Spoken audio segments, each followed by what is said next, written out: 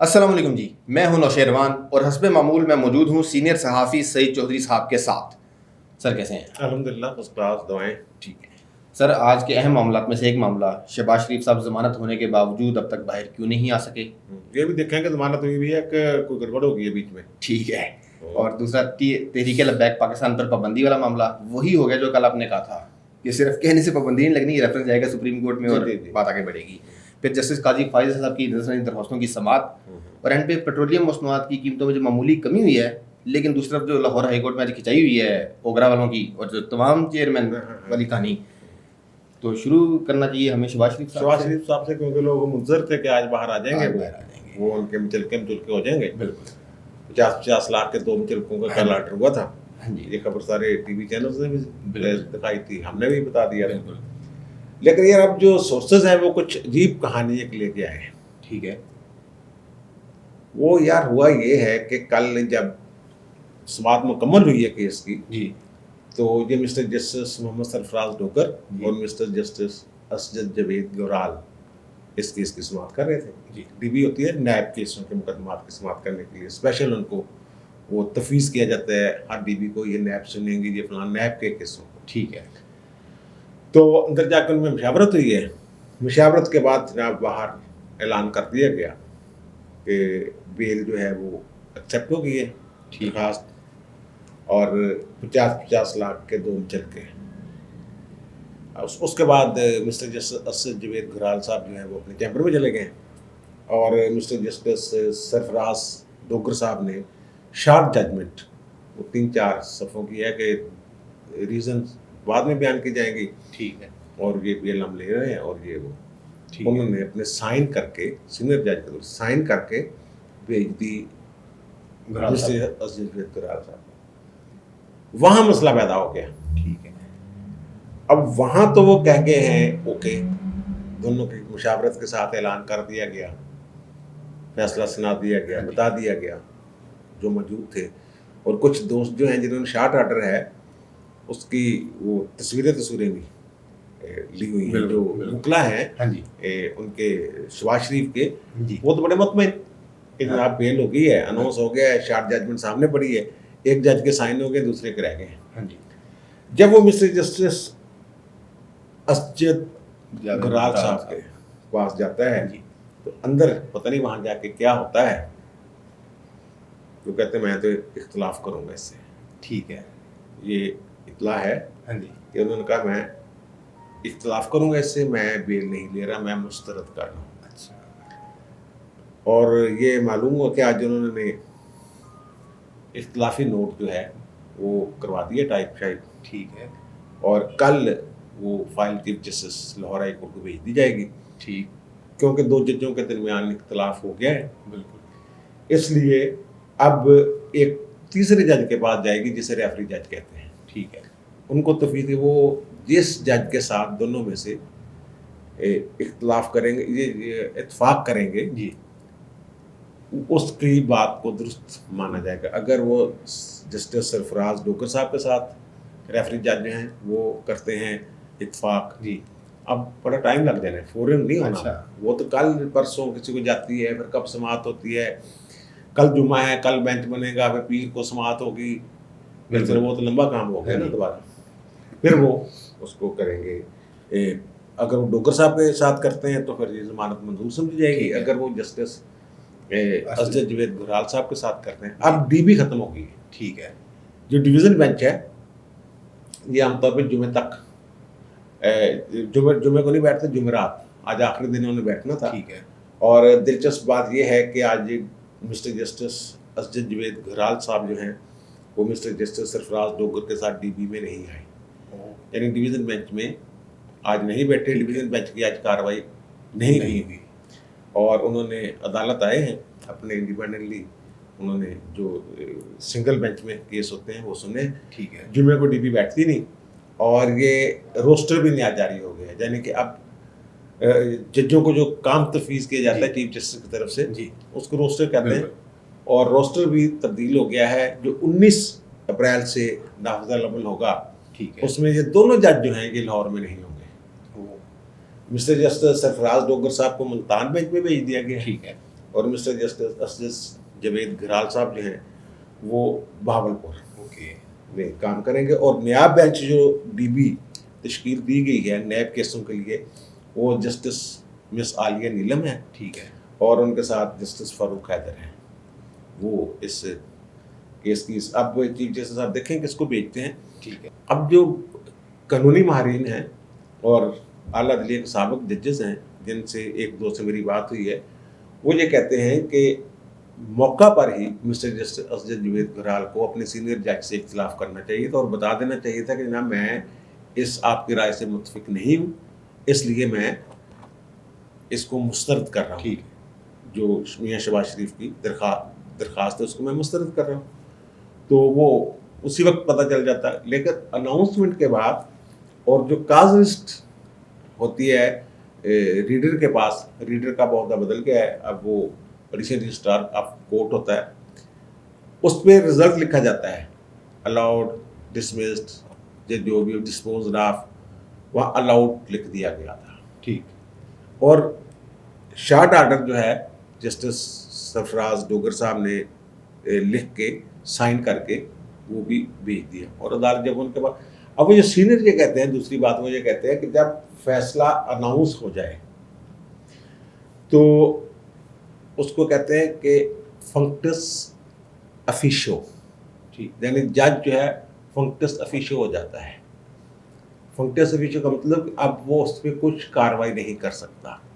فیصلہ اناؤنس ہونے کے بعد جج خاموش ہوتا ہے, تحریری فیصلہ پھر وہ جاری جو بھی کرنا ہو وہ کرتا ہے. لیکن جب اگر منظور ہے یا مسترد ہے کہہ دیا جائے, اس کے بعد جج تحریری فیصلہ تو لکھے گا, ریزننگ بھی دے گا, وجوہات بھی بتائے گا, لیکن اس کو پھر وہ مزید اس میں کوئی کارروائی نہیں کر سکتا. لیکن یہاں وہ کہہ رہے ہیں کہ جو بینچ کے جونیئر جج تھے اسجد جاوید گھرال صاحب, وہ اناؤنسمنٹ کے موقع پہ سینئر جج کے ساتھ تھے اور باہر آ کے وہی بتایا گیا.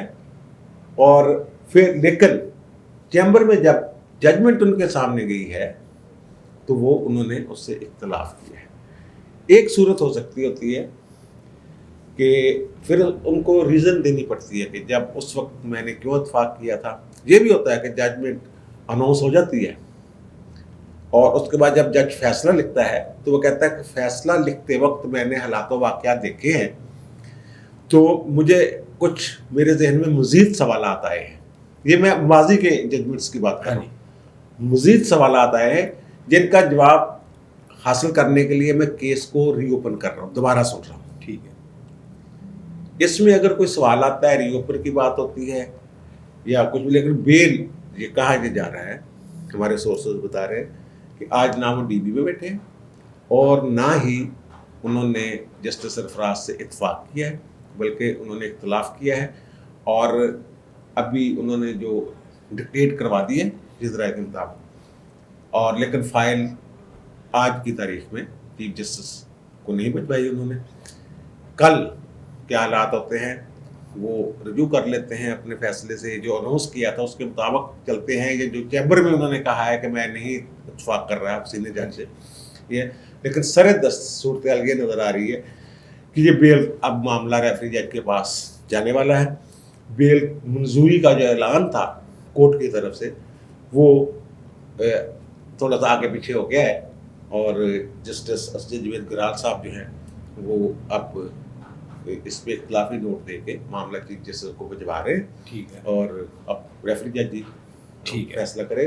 ٹھیک ہے. دوسرا ہے معاملہ سر جو تحریک لبیک پر پابندی لگ گئی, جس طرح ہم نے کل کہا تھا کہ صرف حکومت کے اعلان کرنے سے پابندی نہیں لگے گی, ریفرنس بھیجنا پڑے گا. ہاں وہ آج وہ شیخ صاحب نے خود ہی بتا دیا ہے جی کہ جناب میں نے یہ کہا سر, تھا ان کو بھی وزارت قانون نے بتایا, وہ میں نے کہا تھا ان کو ایڈوائزری جی. قانون والے بتائیں گے یا الیکشن کمیشن والے. ہاں جی. وہ قانون یہی ہے ٹھیک ہے کہ جو یہ سیاسی جماعت ہے, بالکل یہ کوئی تنظیم نہیں. اور جو آ رہے ہیں مذہبی تنظیم, ایک مذہبی تنظیم, اس میں مولانا منیب کیا نام ہے, مفتی منیب صاحب, مفتی منیب صاحب, انہوں نے بھی اعتراض کیا کہ ایک تنظیم کیا ٹی وی چینل نے لگایا ہوا ہے, اس کا نام لکھیں. وہ تو کئی تنظیمیں ہیں مذہبی, بالکل. وہ کسی یعنی ایک سمجھ رہے ہو کسی کا بھی نام نہ لکھنا کا مطلب ساری کی کوئی بھی ایک کچھ بھی سمجھ لیں.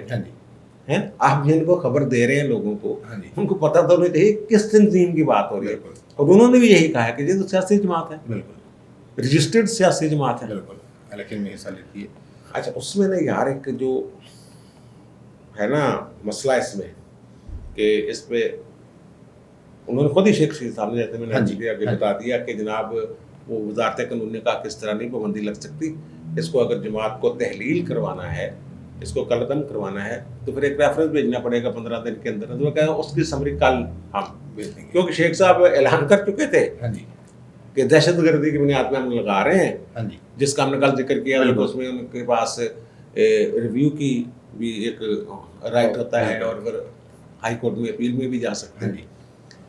تو انہوں نے پھر وہ نوٹیفکیشن تو خیر جاری کروا دیا کہ ان کو جو جن پہ پابندی ہوتی ہے تنظیموں پہ اس لسٹ میں شیڈول 1 میں ATA کے شامل کر دیا جائے. لیکن دوسرا جو اصل پروسیس ہے وہ کل وہ کہہ رہے ہیں کہ منظوری دے دے گی کہ وزارت قانون کے مطابق کہ کیسے تحلیل کرنا ہے وہ ریفرنس سپریم جوڈیشل کونسل کو اپنا سپریم کورٹ کو جائے گا.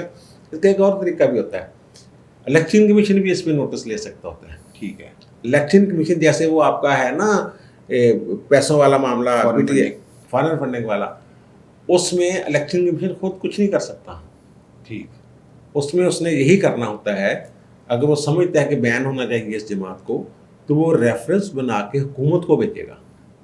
ٹھیک ہے, اور حکومت پھر پابند ہے قانون کے تحت الیکشن کمیشن کے احکامات کی. پھر الیکشن کمیشن اسی ریفرنس کو حکومت کی طرف سے بنا کے پیش کرے گی سپریم کورٹ میں. ٹھیک, پھر سپریم کورٹ جو فیصلہ کرے, یہ حتمی فیصلہ سپریم کورٹ نے ہی کرنا ہے.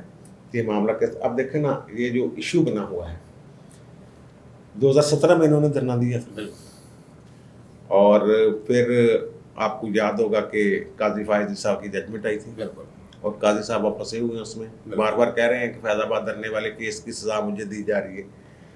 وہ اکیلے نہیں تھے, ان کے ساتھ مسٹر جسٹس مشیر عالم بھی تھے. مشیر عالم اس ڈویژن بینچ کو 2 رکنی بینچ کو ہیڈ کر رہے تھے. فیصلہ لکھا تھا آپ کے مسٹر جسٹس قاضی فائز صاحب نے. ٹھیک ہے, اب سارا جو کچھ بھی ہو رہا ہے قاضی صاحب پہ, اب اس میں جو نظر ثانی کی درخواستیں گئی ہیں, پتہ ہے آپ کو اس میں شیخ رشید صاحب کا بھی ذکر ہے. اچھا نہیں, شیخ رشید صاحب نے 2017 میں ٹی وی پہ آ کے بیان دیا تھا کہ عقل کے ناخن لو, حکومت کو کہا تھا نون لیگ کی حکومت کو کہ عقل کے ناخن لیں ورنہ یہ سارا نظام گول کر دیں گے. تحریک لبیک یا رسول اللہ اگر نکل پڑی تو سارا نظام تلپٹ ہو جائے گا اور پتہ نہیں یہاں سے کیا وہاں سے کیا, اس طرح کے انہوں نے وہ اور کہا تھا کہ نموس رسالت کا سب سے بڑا مجاہد میں ہوں. بالکل, وہ ایشو یہ تھا کہ وہ جو کاغذات نامزدگی میں ایک بیان الفی تھا اس میں تبدیلی انہوں نے کر دی تھی. وہ ایک بیان الفی موجود تھا کہ میں اس پہ یقین رکھتا ہوں ختم نبوت پہ, لیکن ایک جگہ سے انہوں نے ختم کر کے دوسری جگہ پہ وہ اس کو شامل رکھا تھا. لیکن وہ بہرحال ایک ایشو بن گیا تھا. اور اس میں وہ قاضی صاحب نے پھر یہ کہا تھا کہ جناب اس میں یہ لکھا ہوا قاضی صاحب نے کہ 12 مئی 2007 میں جب افتخار محمد چودھری کی بحالی کی تحریک چل رہی تھی اور وہ کراچی گئے تھے تو وہاں قتل عام ہوا تھا. 55 کے قریب لوگ جو ہے نا وہ پورا دن, اور پھر وہ مشرف نے ایسے بازو لہرا کہا تھا یہ ہوتی ہے عوام کی طاقت. انہوں نے کہا تھا اگر اس وقت سختی سے نمٹا جاتا, انہوں نے کہا کہ رجسٹرڈ ہونے کا مطلب سیاسی جماعت ہونے کا مطلب یہ نہیں کہ آپ کو یہ چھٹی کھلی چھٹی مل گئی, تو یہ نہ ہوتا جو فیض آباد میں ہوا ہے. ٹھیک ہے, اور پھر انہوں نے 2014 کا جو دھرنا تھا عمران خان کا اس کا بھی ذکر کیا ہے جو انہوں نے پارلیمنٹ میں حملہ کیا. اور اب اس میں رضوی صاحب کو بھی ظاہر ہے انہوں نے کہنا ہی تھا کہ انہوں نے وہ کیا کیا. تمام جماعتیں گئی ہیں نظر ثانی پہ. ٹھیک ہے, اور جو آپ کی تحریک PTI ہے پاکستان تحریک انصاف, انہوں نے نظر ثانی کی درخواست میں جج کے بارے میں یہ کہا ہوا ہے کہ یہ تو جج رہنے کے قابل ہی نہیں ہے. اور جج صاحب نے کہا ہے کہ نفرت انگیز صوبائی اور قومی حکومتوں اور وفاقی حکومتوں کے خلاف نفرت انگیزی بغاوت ہے, اس کیس میں دیا اور اس میں عمر قید کی سزا ہو سکتی ہے. یہ جو ہم نے بات نہیں کی تھی کہ 2 سال والی سزا آتے تھے समझो सस्ते छुट रहे हैं। हाँ, बिल्कुल बिल्कुल, वो जो फौज नया के, कानून, ठीक है ना, बिल्कुल और यहाँ वो कह रहे हैं उम्र कैद की सजा हो रही है। ठीक है। अब उसमें उन्होंने जजमेंट है, उसमें एक और बात लिखी हुई है फैजाबाद हाँ वाले, जी, ये बाद में इन्होंने रजिस्टर करवाई है सियासी जमात, सियासी जमात। वो कहते हैं कि वो जो बंदा है जिसके नाम पे रजिस्टर्ड थी ना, वो पाकिस्तानी शहरी नहीं है, और इसमें भी फॉरेन फंडिंग का मामला है ओके, कि बाहर से वैसे हैं, पैसे आए हुए हैं। अभी हमारे एक दोस्त ने कमेंट किया हुआ था कि वो बरतानिया ने पाकिस्तान के बारे में जो फैसला किया उसके बारे में भी ज़रा बता दें। बिल्कुल, वो बरतानिया ने जो हाई रिस्क कंट्रीज़ हैं हाँ जी, दहशतगर्दी मनी लॉन्ड्रिंग के हवाले से 21, उनमें पाकिस्तान को शामिल कर लिया। ठीक है, हाई रिस्क कंट्रीज़ में, हाई रिस्क ममालिक में पाकिस्तान शामिल है। और वो ये कहते हैं कि जनाब ये कंट्रोल नहीं कर सके टैक्स के मामला, एक बात, ठीक है, यानी ब्लैक मनी, और फिर वो जो ब्लैक मनी है वो मनी लॉन्ड्रिंग का इशू है, जो पैसे हैं बाहर जाते हैं, और दहशतगर्दी की माली मावनत जो है बाहर से जो आते जाते हैं हाँ जी, या अंदर से ही जाते हैं, क्योंकि टैक्सों का इशू, पैसों का पता नहीं होता किसके पास कितना पैसा कहाँ से कहाँ खर्च कर रहे हैं। वो कहते हैं ये दहशतगर्दी के लिए इस्तेमाल होते हैं। ठीक है, तो ये काजी साहब वाली जो जजमेंट है फॉरेन फंडिंग तरीके लबैक को, और बरतानिया वाली जो बात है उनको मिला के देखें हाँ जी, तो ये भी हो सकता है कि 1-2 दिन पहले ही कहा है ना उन्होंने बरतानिया ने बिल्कुल बिल्कुल, कि उसी से वो लाइन लेके इन्होंने ये फैसला किया हो कि इस पर पाबंदी लगाई। अब मैं खबर दे दूँ, हाँ जी, ये अचानक फैसला हुआ है पाबंदी लगाने का, पाबंदी लगाने का। 12 अप्रैल को औरिया मकबूल जान जो हमारे एंकर हैं, हाँ जी, एक टीवी चैनल के और साबिक ब्यूरोक्रेट हैं, बिल्कुल, और उनके बड़े ताल्लुकात हैं साद रिजवी साहब से, और खादम साहब रिजवी साहब के भी बहुत करीब थे, बिल्कुल, उनके गैर एलानिया मशीर हैं एक तरह से। ठीक, पैरागॉन में उनके घर पर ये जो खुफिया मीटिंग कर रहे हैं, जिसका आज आपके नूरुल्लाह कादरी साहब, नूरुल्लाह कादरी है हाँ जी, ना, हाँ जी, मजहबी उमूर, उन्होंने कहा कि हमारे मुज़ाकरात चल रहे थे, 2 साल से हमने एंगेज किया हुआ था, ये खुफिया मुज़ाकरात चल रहे थे। एक नया मसवदा तैयार हो रहा था, अच्छा, 20 अप्रैल की डेडलाइन। उस वक्त उनकी शूरा जो है वो ये फैसला कर चुकी थी कि अगर इन्होंने वादे के मुताबिक फ्रांसीसी सफीर वाला इशू जो है हाँ जी, उसको हल ना किया तो हम फिर धरना देंगे। ठीक है, उस पर मुज़ाकरात इनके चल रहे थे। औरिया मकबूल जान साहब के घर पे 12 अप्रैल को ये शेख रशीद वज़ीर दाखिला, वो कहते मेरी तो मुलाकात ही नहीं हुई, ये क्या बात है, हाँ जी, और नूरुल्लाह कादरी, इन्होंने उनके घर आना था, और साद रिजवी साहब पहले ही पहुंचे हुए थे। इससे पहले भी शिबली फराज साहब के साथ जब मामला हुए हैं और वो इनके मुल्तान रोड वाले मदरसे पे गए हैं, तो उस वक्त भी औरिया मकबूल जान के ही घर पे ये मामला तय हुए थे, और उसके बाद साद रिजवी ने कहा मैं अपनी शूरा से बात कर लूँगा, वहाँ आ जाए, वहाँ कर लेंगे। ठीक है, अब यहाँ पे साद रिजवी साहब ने कहा कि यार वो तो हो गए लेट, दोनों भी नहीं आए, इंतज़ार हो रहा है, लेकिन वो नहीं, उनका एक जनाजा मैंने पढ़ाना है, वो रहीम स्टोर वाले, क्या नाम है उनका, राना अख्तर साहब, राना अख्तर साहब का, तो मैं वो जनाजा पढ़ा रहा है, तो मैं आ जाता हूँ वापस। लेकिन औरिया मकबूल साहब को फिर खबर मिली कि वो तो इकबाल टाउन में किसी इलाके में वहाँ थे फ्लावर में, तो गिरफ्तार हो गए। ठीक है, इसका मतलब ये है कि उनको धोखा दिया गया। जो मीडिएटर थे औरिया मकबूल जान, उनको भी नहीं पता था कि इन्होंने क्या सोचा हुआ है। ये वो जो शूरा वाला फैसला था कि हमने जाना है वहाँ, वो तो मशरूत था कि अगर ये वादा पूरा नहीं करते। अब ये कहते हैं वादा भी पूरा कर रहे थे, और दूसरी तरफ ये कह रहे हैं कि जनाब वो आपके साद रिजवी साहब, आप मुझे बता रहे थे कि उन्होंने कोई माफीनामा टाइप, वो एक उन्होंने अपनी शुरा के नाम में एक खत लिखा है जिसमें उन्होंने कहा जी धरना वगैरह खत्म कर दें, एहतजाज खत्म कर दें, और कानून नाफिज करने वाले इदारों से ताउन करें, तो हम लोग वापस चले जाएं अपने घरों को। और खास तौर पे जो शेख रशीद साहब कह रहे हैं कि मुल्तान रोड में उनके दफ्तर वहाँ पे है, वहाँ लगा हुआ है, अभी तक है, तो वहाँ हम खत्म नहीं कर सकते। उन्होंने उसको भी कहा है कि वहाँ पे भी एहतजाज फिल 4 खत्म कर दिया जाए, फिल 4 खत्म कर दिया जाए। ये सारी सूरत हाल है। تو ہمارے ایک دوست نے بڑا غصہ کیا ہاں جی ہوا ہے. سر، ندیم گل صاحب ہیں، انہوں نے کہا ہے چودھری صاحب آپ ٹی ایل پی کو اتنا اپریشیٹ مت کریں، یہ پاکستان کو آئسولیٹ کر دیں گے. اسی طرح کے جتھوں نے سیریا کو برباد کر دیا. یار میں نہ ان کے ساتھ ان کی حمایت میں بات کر رہا ہوں، نہ ان کی مخالفت میں بات کر رہا ہوں. کل جو ہم نے بات کی تھی وہ ہم نے کہا تھا کہ شیخ رشید صاحب نے ایک بونگی ماری ہے، جیسے وہ کہتے ہیں کہ اے ٹی اے کے تحت اس کو میں بین کر دوں گا اور جماعت ختم کر دوں گا، کلعدم کر دوں گا. یہ نہیں ہو سکتا، اس کے لیے ریفرنس بھیجنا پڑے. صرف یہ میں نے بات کی. بالکل میں نے تو نہ ان کی حمایت میں کچھ بولا تھا نہ مخالفت، میں صرف یہ بات کی تھی جو وعدہ کرتے وقت ان کو سوچنا چاہیے تھا. بالکل. اور ہم نے او آئی سی کی بات بھی کی تھی. بالکل. ہم نے کہا تھا ان کو پارلیمنٹ، پوری پارلیمنٹ کو امتحان میں ڈالنے کی بجائے یہ او آئی سی کی وعدہ کرتے کہ او آئی سی میں تمام مسلم ممالک ہم کو متحدہ لائحہ عمل بنائیں گے، اس کے لیے ہم ریکوزیشن دیں گے او آئی سی کو. یہ بات کرتے ہیں. آج وہی بات شیخ رشید صاحب نے کہہ دی ہے کہ جو معاہدہ کیا کہ آپ پارلیمنٹ کو سارا بوجھ پاکستان پہ کیوں ڈال رہے ہیں، وہی بات جو میں نے کل کی تھی.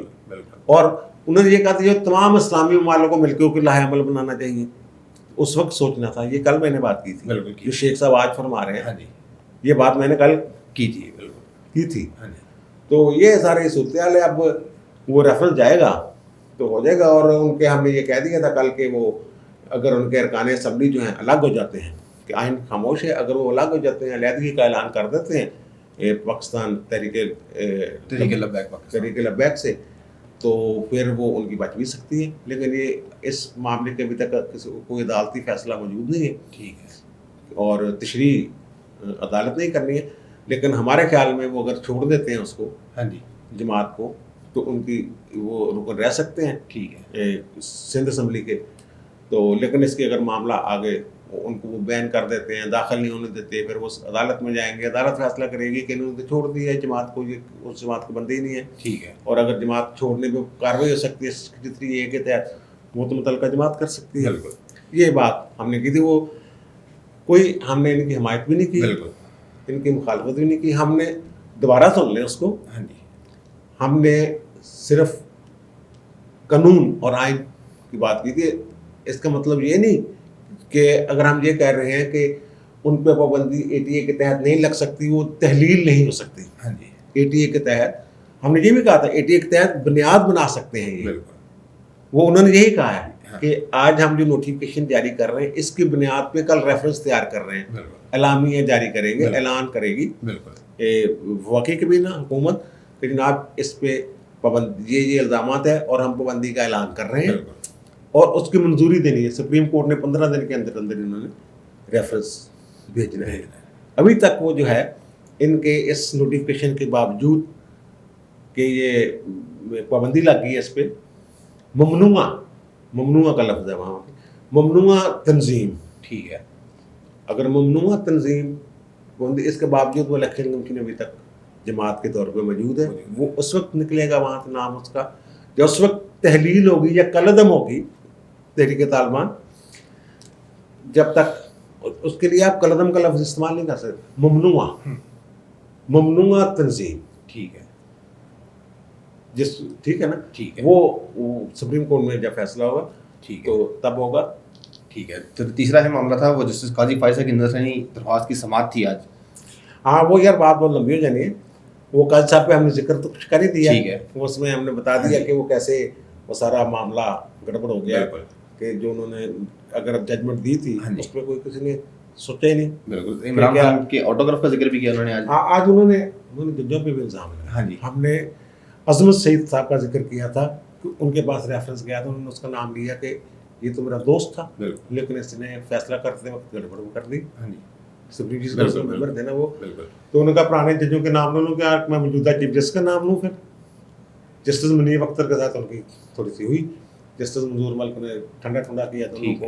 پھر آخر پہ قاضی صاحب نے معذرت کر لی لیکن اپنے دل کی باتیں ساری انہوں نے کر دی. انہوں نے کہا یار میں تو یہ حکومت میرے پیچھے پڑی ہوئی ہے. جب یہ کھلاڑی تھا عمران خان اس وقت بطور پلیئر تو میں اس کا فین تھا اور میں نے ان سے آٹوگراف بھی لیا تھا ایک دفعہ.